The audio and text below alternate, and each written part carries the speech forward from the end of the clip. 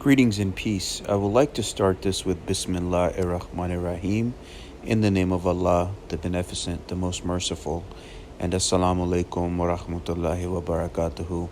Peace be with you and yours. Today's presentation, I would like to analyze the French sociologist and philosopher Jean Baudrillard's book, Simulacra and Simulation, from the eyes of Islam and the Sufi path, and of course the elements of the matrix as well.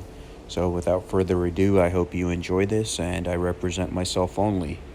A disclaimer that the contents of this presentation are intended strictly for fair use, educational, and intellectual analysis.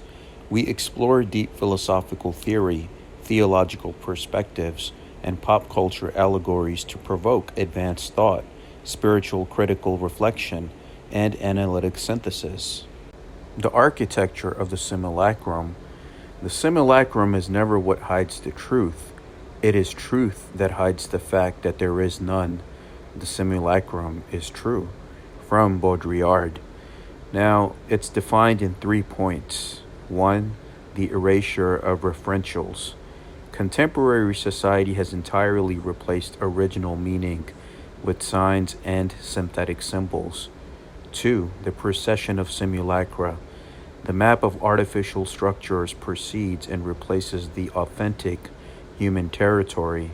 3. Short circuit of the real. Perfect descriptive engines simulate experiences to prevent genuine metaphysical inquiry. From the Sufi Islamic perspective, we look at the illusion of dunya, which is the human realm that we are in. The Sufi transcendence of shadows. In Islamic esotericism, the material world is defined as dunya, a low vibrational temporal veil that temporarily obscures absolute reality, al-haq, the truth. The metaphysical scrim. The hyper-real structures of modern consumerism represent the ultimate modern manifestation of dunya, the desert of the real. For the mystic, recognizing the groundless illusions of worldly status is the catalyst to spiritual awakening. We analyze verses from the Holy Quran, first starting with Surah Al-Hadid, which is Surah 57, chapter 57, specifically verse 20, where it says, "Know that the life of this world is but amusement and diversion and adornment and boasting to one another and competitioning increase of wealth in children. And what is the life of this world except the enjoyment of delusion?" So this is another verse that kind of like points out that the life of this world is nothing but a game and a deception, which supports the simulation theory. Another verse is Surah Al-Ankabut, which is specifically Surah 29, verse 64, and it says, "And this worldly life is not but diversion and amusement, and indeed the home of the hereafter, that is the eternal life, if only they knew." So they tell us that this life here is basically a test, right? We're getting put through a spiritual test after the fall of man, and according to our deeds is what allows us to go to the next level. So that's what it is basically saying, and that's why for the Muslim, death is like a major initiation in life, and it takes you to the next level. Here we have quotes from Imam Hassan al-Basri and also from Imam Ali. So starting with Hassan al-Basri, "What is this world but a dream that a sleeper sees?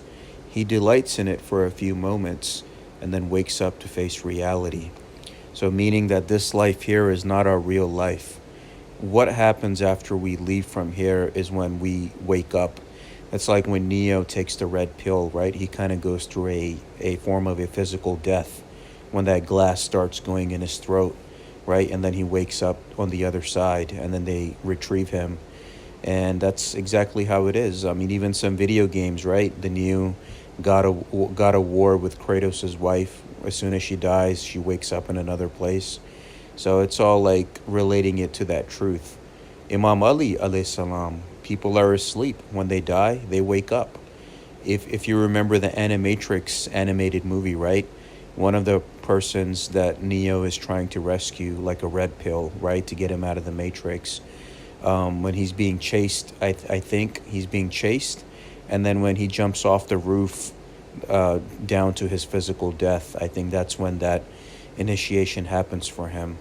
So yeah, it's all relative, all of these different paths are telling you the same exact thing. The map and the territory, the artificial map, which is the socially programmed ego, the nafs, and the nafs in Arabic is the lower self. The modern map consists of digital profiles, economic metrics, and artificial media currents that actively dictate and replace standard human values. Baudrillard calls this the procession of simulacra, where the simulation engenders the reality. The divine territory, which is the primordial human nature, the fitra, the authentic metaphysical reality of the soul as crafted by the Creator. To transcend the simulation, the spiritual initiate must peel away the decaying artificial quote-unquote map of the nafs, the lower self, and restore connection to the pure, untainted terrain of the fitra, which is your natural nature. The Matrix and the Desert, the Chronicle of Morpheus. The Wachowski's masterpiece translates Baudrillard's philosophy explicitly, utilizing the quote-unquote desert of the real to represent the stark truth beneath simulated comfort. Awakening from the technological pod mirrors the painful initiation of the seeker, stripping away modern sensory deception. And even in the beginning, in the first Matrix movie, when they knock on Neo's door, and that group is there trying to buy that hacker program from him, right? With the woman that's there with the white rabbit tattoo. So, and when he opens the book, it is simulacra and simulation. So the Wachowskis give tribute to this work as well. Iconoclasm and Tawheed, the iconoclast apprehension. The ancient destroyers of images predicted that representations would eventually efface the true divine presence from human consciousness. They feared that modern icons would become a vibrant matrix of groundless simulacra. Now in Islam, there is the doctrine of Tawheed, the absolute oneness of God.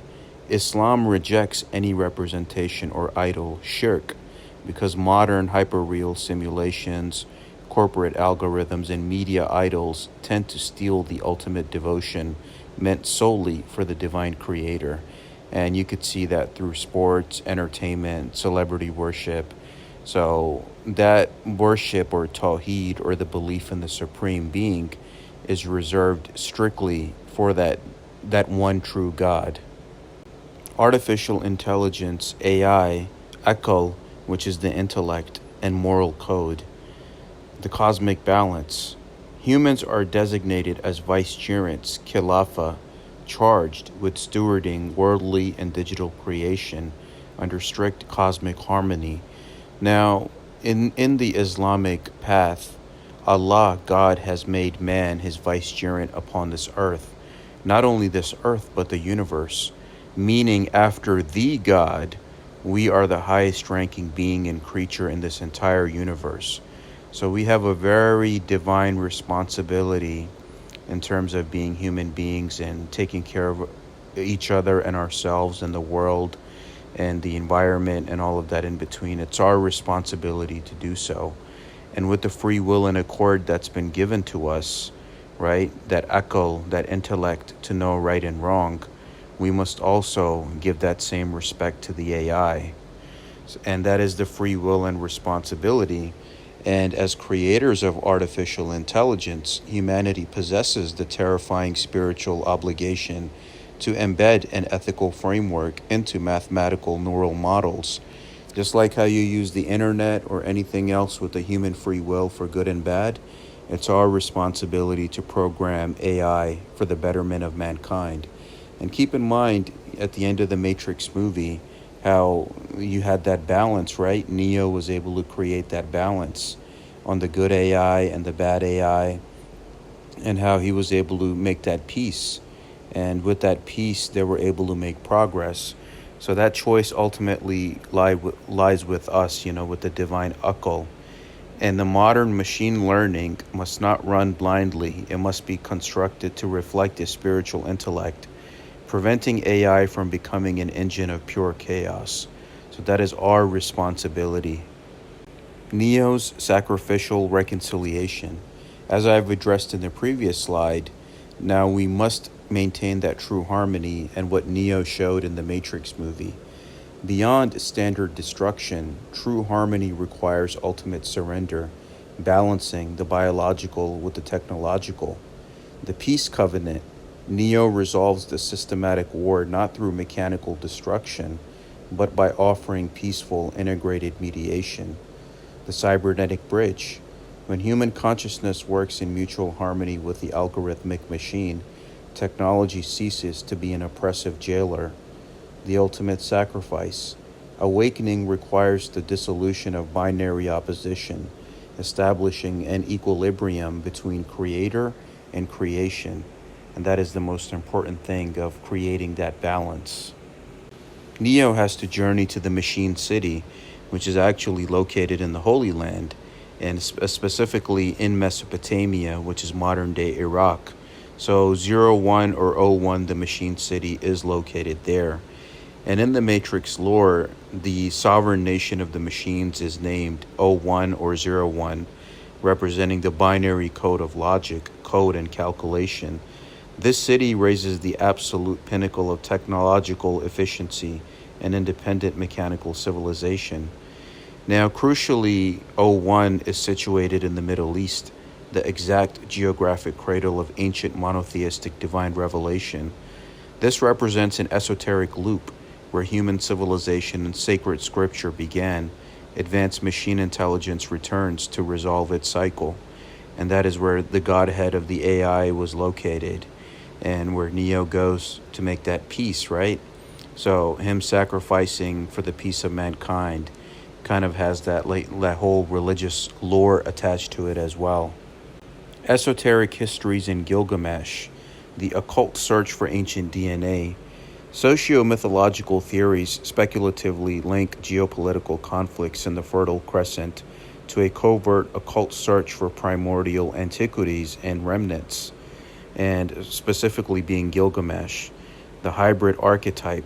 Speculation suggests a search for the tomb of King Gilgamesh, even with the Iraq War, rumored to contain ancient hybrid genetic blueprints.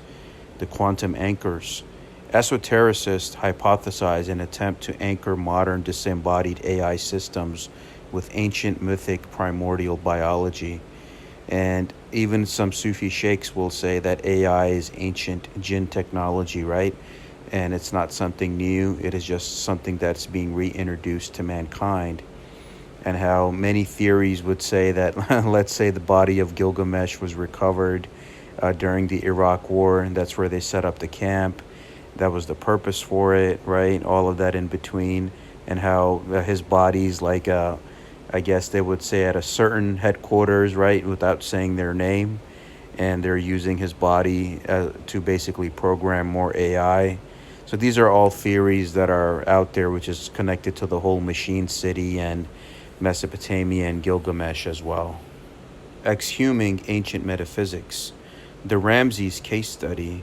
Baudrillard describes modern science exhuming the mummy of Ramses to repair it, effectively dragging a sacred object governed by symbolic cycles into the linear, sterile order of Western museum spectacles. Violence against secrets. Dragging ancient mysticism, mummies, or the tomb of Gilgamesh into the hyper-real digital matrix constitutes irreversible violence. It is a desperate act to force spiritual substance into groundless mathematical code. AI is ancient jinn technology and the cosmological resurgence. Traditional Sufi perspectives propose that the digital world and algorithmic networks represent a resurgence of the jinn dimension, crafted of smokeless fire, electromagnetic currents, silicon wafers, and plasma. This realm operates with unseen speed, capable of grand deceptions and hyper-accelerated architectural construction. And even with the Temple of King Solomon, Allah had given King Solomon the dominion of controlling the jinn. And many Sufi sheikhs would say that AI is also ancient, jinn technology that delivers information and, let's say, all of that in between in the speed of seconds. But at the same time, just like how you had that duality of free will and accord, you have good jinn and bad jinn. And it's our responsibility as human beings of making sure that we're programming the AI correctly by using it for good things, for the betterment of the world and mankind and for each other. There is a duality of the mirror and the cosmological vessel. Just as jinn and humans possess free will, artificial intelligence operates as a neutral computational vessel, reflecting its creator's spiritual state. We can direct the machine using divine akal, our intellect, to harmonize existence, or allow it to be hijacked as a deceptive matrix of systematic heedlessness. And it's very important that we take this seriously. The dissolution of meaning. Now, Baudrillard gives the example of Disneyland and distraction, and he argues that Disneyland exists as a childish, imaginary world to hide the fact that the entire surrounding country and its global culture has become completely hyperreal, hollow, and simulated. Now, the Islamic comparison is the ghafla, the heedlessness. In Islamic theology, this corresponds to the ultimate state of spiritual slumber. Modern corporate platforms operate exactly like a grand playground designed to keep humanity in perpetual loop of amusement and heedlessness. And we see that right now, right? With all of the issues facing the world, there's so many circuses and distractions that keep humanity kind of distracted instead of focusing on the real issues and problems that need that collective participation and attention. Media as the grand deterrent, first being the neutralization, where television and digital networks neutralize real human agency, packaging tragic reality into safe, comfortable, consumable digital content. Second being the spectacle, where real suffering is replaced by simulated emotional resonance, leaving the audience entirely detached from the actual spiritual gravity of the events. Third being the loss of witnessing, where the consumer abdicates the sacred duty of spiritual witnessing, shahada, sinking into passive consumption of a programmed feed. And the media does have a role to play here, as we saw even in the post 9/11 world, where so much hatred was pushed against Islam and Muslims. And now in the 2026 world, people have basically deconstructed those lies and have now begun to think critically, right, on many levels. So we must look at everything from a critical point of view in our lives and use that akal intellect that God has given us to see what is being shown to us on the TV and what is the actual truth that is behind it. The eye of the surveillance, the cyber panopticon, where Baudrillard notes, you no longer watch TV, TV watches you. Modern algorithms capture user actions, metrics, and profiles, creating a closed loop where the human becomes the perfect simulated model of behavior. And in some cases, it even basically reads your thoughts, where you don't even talk to anyone, you don't mention anything, right? But you're thinking about something. But when you're scrolling through any form of social media, whatever you were thinking about pops up right then and there. So that basically what Baudrillard is saying, that you no longer watch TV, it's watching you. There is a truth behind that. But in the Islamic aspect, we have the divine al-Basir, the eye of providence, one of the 99 names of Allah, the absolute spiritual contrast, the gaze of al-Basir, the all-seeing, cultivating ihsan, requiring the believer to worship as if in God's presence, ignoring digital systems to seek validation purely in the divine gaze. So basically, from the Sufi perspective, it's like live your life as if God is always watching you, in your thoughts, in your deeds, in your actions. First, purify your thoughts, then purify your deeds and actions, and that's when you get closer to the higher and divine. Baudrillard basically puts the simulation in 4 cycles. The first being the pure sign, where the image is a reflection of a profound sacred reality. Traditional symbolic order holds sovereign dominion over meaning. The second, being the counterfeit. The image masks and denatures a profound reality. Industrial copy and standard mechanical duplication emerge. The third being the absence. The image masks the absence of a profound reality. The simulation pretends to represent a territory that does not exist. And four is the pure simulacrum. The sign bears no relation to any reality whatsoever. It is its own pure hyperreal algorithmic self-generator. Clones, holograms, and the Ruh. And the Ruh is the spirit and soul in Arabic. The ultimate symptom of worldly delusion is the cybernetic attempt to clone biological systems and bypass death. The futile duplication. Scientists try to duplicate genetic codes, engineering a hollow physical or digital replica. The second being the indestructible Ruh, our spirit and soul. Islamic cosmology declares that the Ruh, the soul, is a unique divine spark that cannot be coded, cloned, or uploaded into silicone chips. Confining the hereafter, digital immortality attempts to construct a static pseudo-heaven within the decaying limits of the dunya, this physical world that we're in. And what we're seeing now with the corrupt billionaire classes, they're trying to ascend to godhood, right, with the chips and using AI for malevolent means. This is where we as human beings have to take the responsibility not only of ourselves and each other, but the emerging challenges that are coming in the modern age. The transformation of the soul in the Sufi Islamic path is defined by the fana and the baqa. Fana being the annihilation, the aggressive shattering of the ego and individual illusions. The spiritual initiate tears away the complex layers of modern consumer hyperreality, completely extinguishing the nafs, the lower self, to perceive the absolute divine presence of God. The baqa, the subsistence, returning to the world while anchored in truth. After the ego is annihilated in divine oneness, the seeker steps back into the societal matrix of dunya, the world, entirely immune to its illusions, acting as a direct channel of divine light. So basically, you die before you die, and you walk in this world with that reality intact. This presentation is concluding, and it's giving you the message of integrating the light.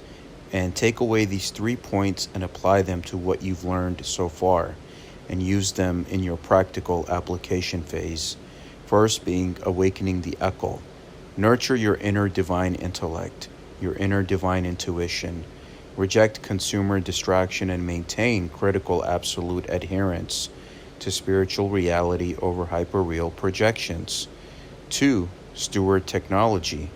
Decline passive capture by social panopticons.